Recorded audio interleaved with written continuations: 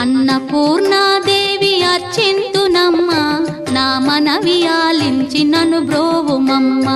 విశ్వైకనాథుడే విచ్చేయునంట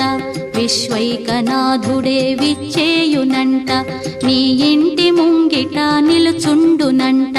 నీ ఇంటి ముంగిట నిలుచుండునంట